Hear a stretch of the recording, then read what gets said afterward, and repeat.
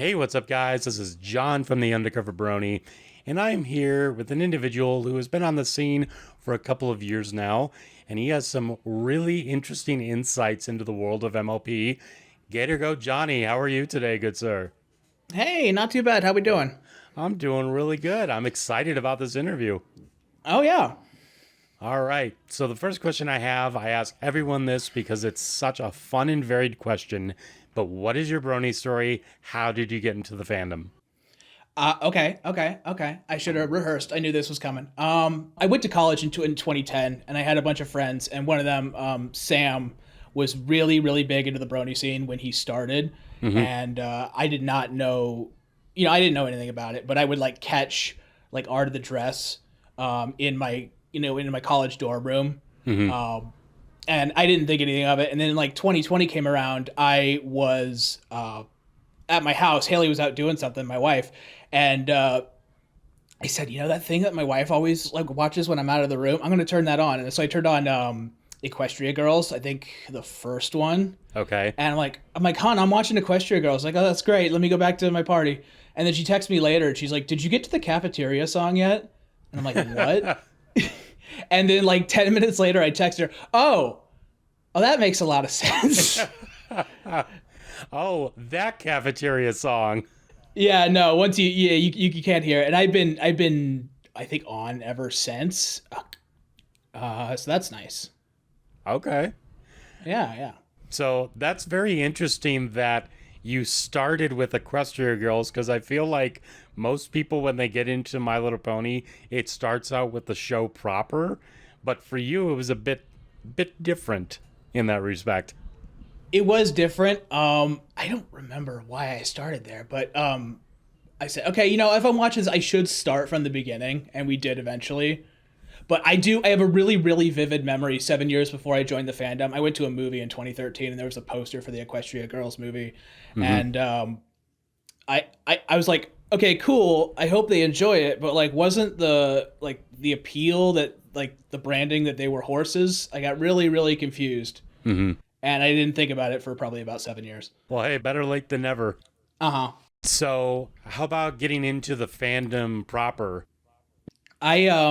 I ran a let's play with my high school friend, and that lasted for about 4 years. But before, like one of like a side thing we do because we couldn't get together all the time is we would like watch movies and talk about them.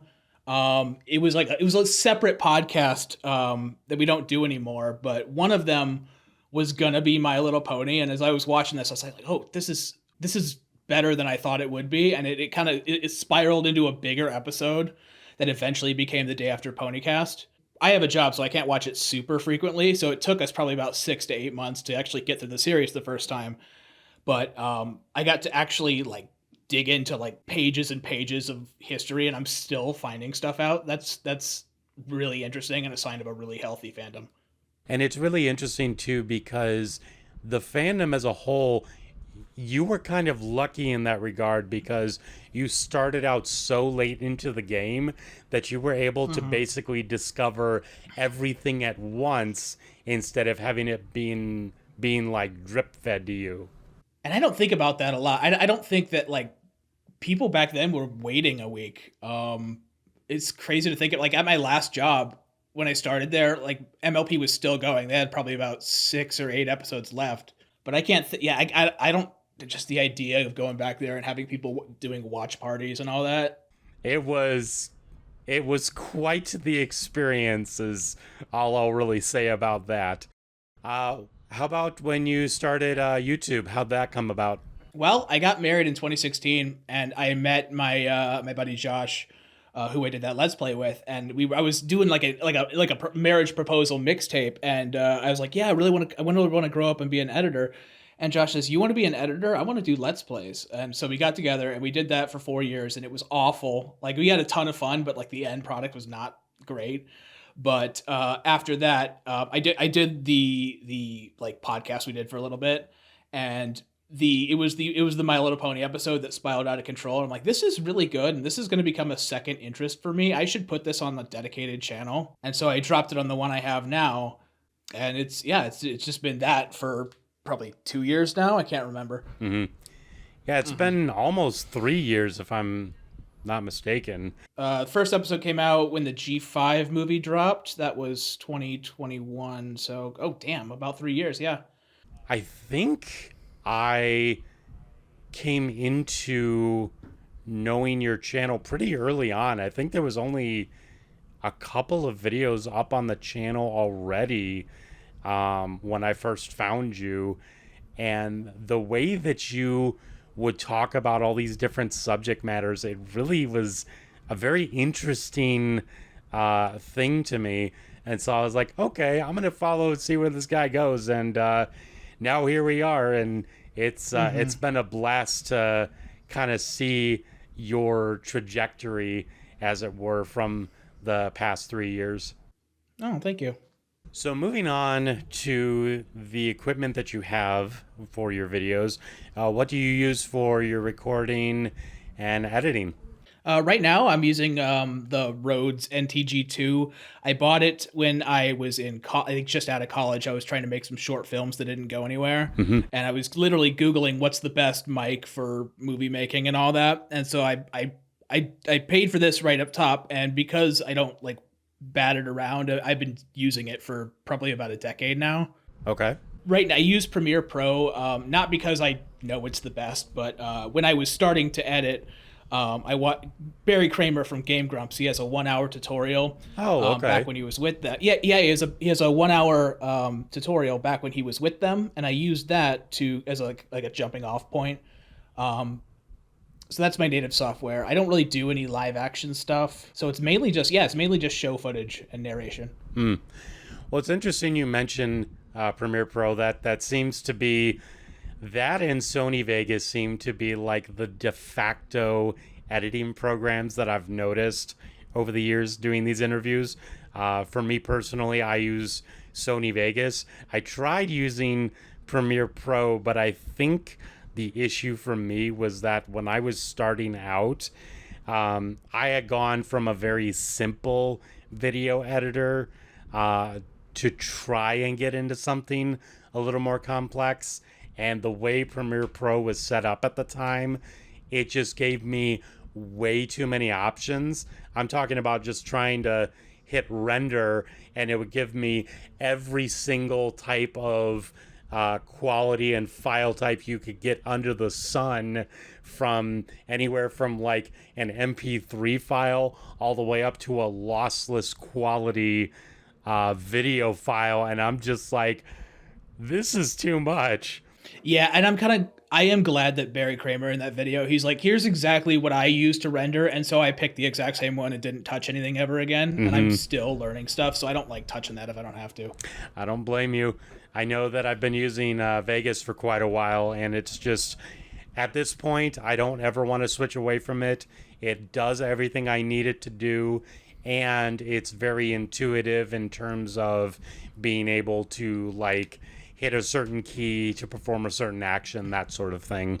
So moving on to your video essays proper, where do you get the inspiration for your video essays? Are they just thoughts that pop into your head? Do they come up with discussion with others? So I have a Google Doc where if I come up with something that sounds like it would be an interesting idea, I'll jot it down and then forget about it for a year. Like video, like one of those early ones was the video game review, and I like games in general. I do a lot of video games, and I thought that might be neat. I look also for stuff that I don't think is done super often, because like for instance, when I started watching the show, I noticed a bunch of weirdness when the show would start that kind of got hammered out. Like Big Mac would talk a lot, and so I started compiling a list of things that I found when I first started watching the show and put that together. A big one that I'm really proud of is how much pony is there, because when I would look for things, I would constantly find things, and I think to be an inviting fandom, you need to just accept that a lot of people don't know about stuff. Like when I started, I didn't know about I don't know, pony life or something. So having that all together would be like almost like a teaching tool. Like, I didn't know about this stuff, but you should check it out too. And other people have, told me, I'm glad that you put that in, because that is something I was looking for, like a whole unit. Because when you go through, I don't know, 3, 4, 5, 6, 7 years of Equestria Girls, and then 9 seasons, and then all this other stuff, it's overwhelming at times, and that's something that I like to put in. It's mainly just like a variety. If I feel like I can talk with some degree of authority, I will do it. But I try to put in a little bit, for everybody, because I know not everybody is going to want to watch like a G5 game review or something. It's interesting when you were talking about your video of how much pony is there, and you're talking about all the different things that you were finding out through that.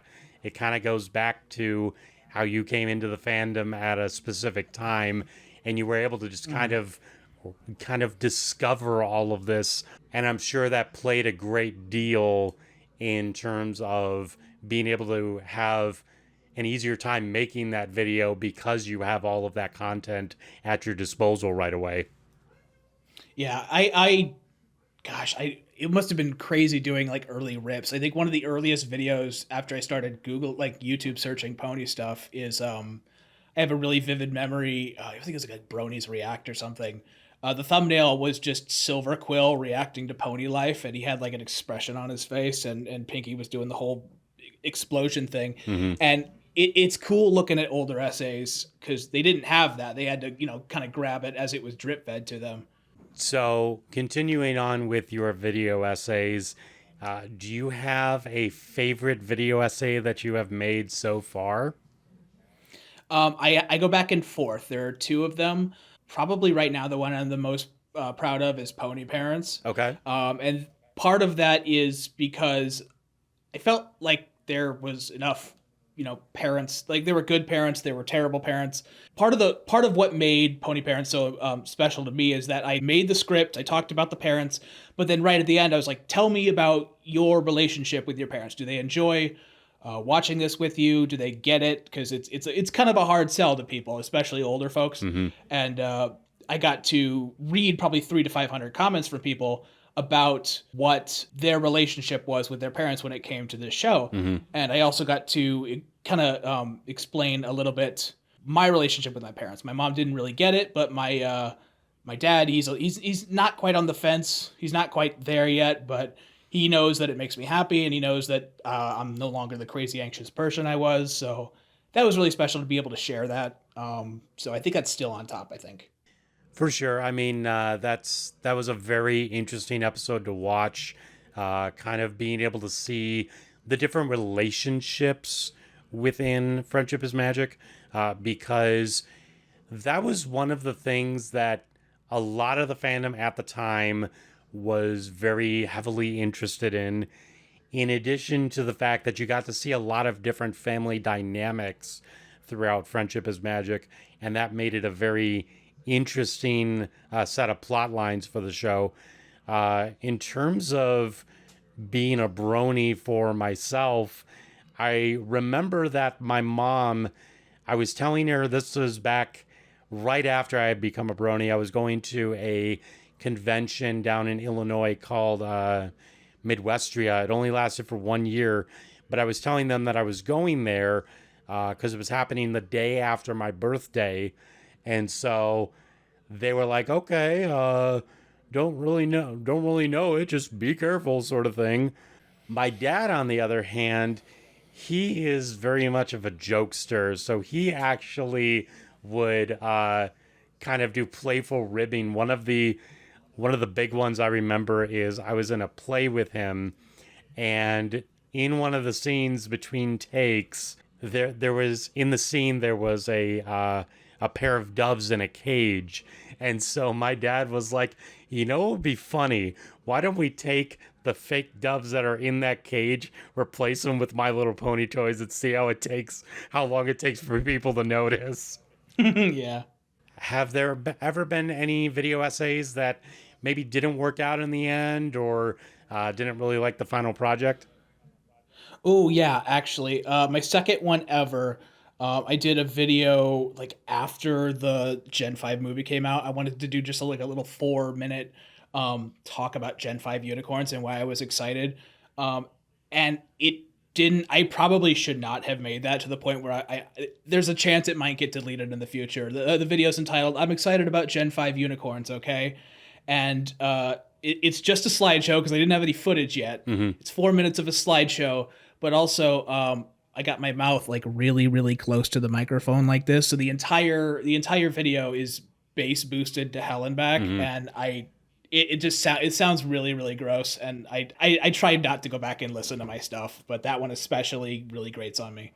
Well, I mean, to kind of bring a silver lining into that, you could also justify that as, you were just starting out with that. So, of course, things are going to be a little weird. I know that when my friend and I were doing some of the old commentaries, you could hear a lot of the peaking from the microphone just watching it.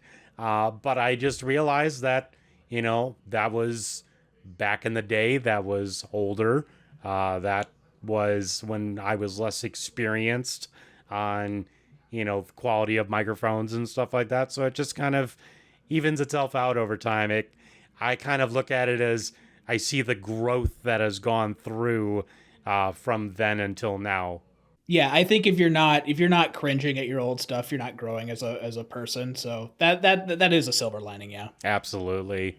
Speaking of your video essays, are there any hints that we could possibly have about future videos? Oh man, okay. Do you want coming up real soon or later down the line? You can do whatever you'd like.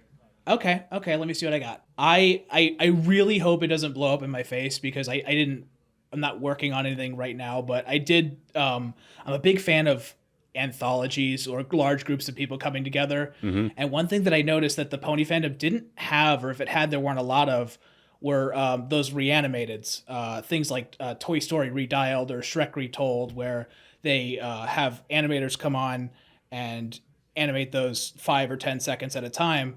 So I said, I want to do one of those. And I had a friend get set up with like a Discord channel, and I have a group of probably 35 animators right now reanimating in an episode of Tell Your Tale, and I'm hoping, fingers hugely crossed, that is going to work out because it would be really, really cool to bring that to Ciderfest, given that the theme there is creativity unleashed. I'm hoping that works out. It may fall apart, and I'm really hoping it doesn't. Another one I'm really, really excited about is I know next year they are making a sequel to the Lindsay Lohan Freaky Friday is getting a sequel. And I love Freaky Friday in shows because it's so hokey and it's so dumb and it's so hard to do wrong. That I would like to, when that comes out, do some kind of Freaky Friday thing. Because Magical Mystery Cure, before I started watching the show, Haley told me there was an episode like that, and she didn't tell me where it was. I love how hokey it is, and when going back and watching like Gen 1 and stuff, they've done it probably 3 or 4 or 5 times. I want to talk about that because it's such a hokey 70s thing. I think there's enough to talk about. Because in terms of Freaky Fridays, I actually like unironically think Magical Mystery Cure is probably the best I've ever seen, because this is a Freaky Friday you can't do anywhere else but My Little Pony, because they don't swap brains or whatever. It's a cutie mark thing, so it's specific to this world, and so you could do all kinds of extra stuff besides mother-daughter switching and all that. So I'm really excited about that. I hope that comes out. I hope they pin down a release date so I can get started on it. Speaking of Magical Mystery Cure, that was a very interesting time in the fandom because about a month before the episode's release, as I'm sure you know, the reason that season 3 was only half a season was because of syndication purposes. About a month before Magical Mystery Cure came out, Equestria Daily posted the picture of Princess Twilight Sparkle, and the entire fandom flipped out. I myself was more just like, it's whatever, let's see what happens. And at the time, my favorite writer of the entire show, and I would say probably throughout the entire run of the show, was M.A. Larson. And I remember right the day before the episode aired, Pixel Kitties put on their Deviant art, I believe it was either that or Derpy Buru, But she put on a picture that just said, "I believe in M.A. Larson," with Twilight's cutie mark. And I'm thinking, you know what? I'm good with that because I believe that M.A. Larson could make something really interesting out of that. And boy, oh boy, did that episode make me its bitch, so to say. Yeah. It's one of those that the entire time I'm sitting there and there's just mist in my eyes the whole time. I'm like, why am I getting emotional over this? What is going on? Oh, for sure. It was just such a great episode. I was so happy that I was there to see that. And I'm happy that, the rest of the fandom, for the most part, was really on board with where they took the story after that. I like that a lot. I think she told me there was my wife told me there was a Freaky Friday episode. She didn't tell me where, and so we started that episode, and she didn't prime me, and so they do morning in Ponyville, and she gets the water dumped on her, and she goes, "Rainbow Dash, that wasn't funny." And Rarity responds, "I'm sorry, darling, I'm just not good with the thundery ones." And it zoom in on her cutie mark, and I think I screamed out loud. Yeah, I think I screamed out loud, and then the rest of it is just a blur. No, that's a core memory for me. I know another big Freaky Friday one that everyone talks about is a royal problem, and that is another episode that's just like, okay, they're doing something very interesting with it being cutie marks and all, and being able to see not only are we having a royal sister episode, but we're also having it where they're having to kind of learn each other's powers in real time, and it's really interesting to watch. Yeah. So moving on to a different aspect of your channel, where did you come up with your OC? Oh gosh. That was one of the first things that I was really like. I felt like inadequate almost that everybody had OCs. I liked. I still like. I love games a lot, and I wanted somebody who was excitable about that, but also could be withdrawn. So I think the first thing I did was Soren's hairdo. I like that one a lot, and I was like, okay, what color should he be? And I was always a big fan of blue and yellow, that kind of color palette, because when I was younger, I played an old PC game called Hot Wheels Stunt Track Driver. And there's a sandbox level. It was blue and yellow, and I gave him like really mellow surfer colors. So I didn't add a lot to him. I had a really poorly drawn like reference image, and then my buddy was doing like a test icon, and the one that I'm using now is the one that is still there. He drew me real quick. I don't think I've ever had anybody draw something for me before, so that was really special. I like that he doesn't have a ton of detail because I don't think I'm that interesting. But yeah, he's a good boy. So moving on to another aspect of the MLP fandom, and I need to know your thoughts on this. I've been asking everyone who has come on since G5 has started, what has been your thoughts on G5 so far? I was just so excited to have to be consuming new stuff that came out because I think so. I first watched this in June of 2020, and I ate all the stuff up. And when that came out, I was really excited. I'm enjoying it so far. I am curious where they're going to go in terms of additional content. I think after Make Your Mark fulfilled its 24 episode or whatever order, I think they need a little bit of reload time, especially because some animators that I follow on Twitter, they said, that's not a lot of time to produce a CGI something. As a whole, it's a lot of fun. I am trying to keep ahead of the comics because when I came in here, G4 had probably 100, 200 comics. So I'm trying to keep on top of that. But I think they're all really charming. I think Sunny Star Scout entered my top 5. There's a lot of cool stuff going on there, and the movie was really, really good. I remember the first time I watched a movie was the day that Ponycast came out. It was a really nice sunny day here in the Midwest. So that was a blast. That was really fun to get to experience more stuff. And I know it's not going to be for everybody, but I'm having a really good time with it so far. When you were mentioning talking to your animator friends and them saying that's not a ton of time to bring out a 3D rendering of stuff, it kind of pays tribute to the fact that these animators for Make Your Mark itself what they were able to do within that time constraint, probably outside of the first Make Your Mark special, has actually been pretty good. I'd say, especially in terms of the lighting and how the mains look and everything. I'd say, considering the time restraints, they've done a pretty good job so far.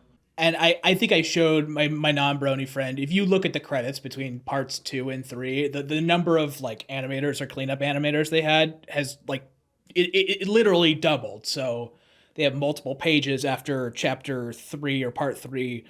You could tell there's so many more people on board. So it does look the jump from 2 to 3. I remember people really being positive that the quality increased quite a bit. Mm-hmm. Yeah, and I think so far G5's been interesting.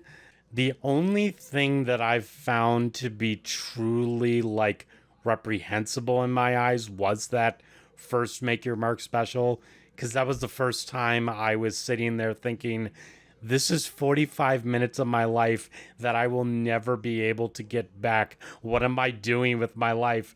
But I'm glad I stuck with it, because the show after that grew better over time, and I am really here for it. Yeah, for sure. I think a lot of some of like it's like there's a meme I saw that was like the feeling when your favorite band comes out with their first album in 6 years, Mm-hmm. and you get to track 3 before you realize it sucks. Mm-hmm. That's a huge downer, and I'm glad that I stuck with it, because I think like Bridal Woodstock's probably some of my favorite stuff so far. I've seen no fan art of the Troggles. Yeah, I love like Shy Guy looking dudes, and there's no fan art of them, and I'm so peeved. I'm gonna go doodle him when I get done here, because as a whole, that was a really like charming, wholesome episode. Mm-hmm. For sure.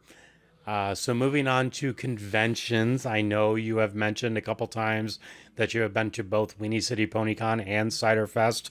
For those who have been on this channel for a while, you know that those are my two home cons, since they are so close to me. What has been your experience with both Winnie City and Cider Fest?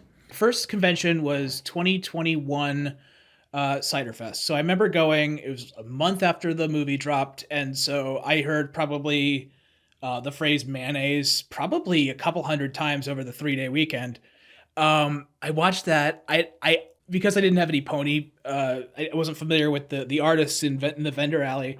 So I was watching it. I bought way too much pony merch that first time. Mm-hmm. And now that I know them and I'm familiar with, I've purchased one of them that I want. I don't waste quite so much money when I go there. Mm-hmm. It was really nice. I've never been to the old Cider Fest location. I heard they're going back this time. Mm-hmm. But once you get used to the fact that we're all into this, it's a really chill atmosphere then.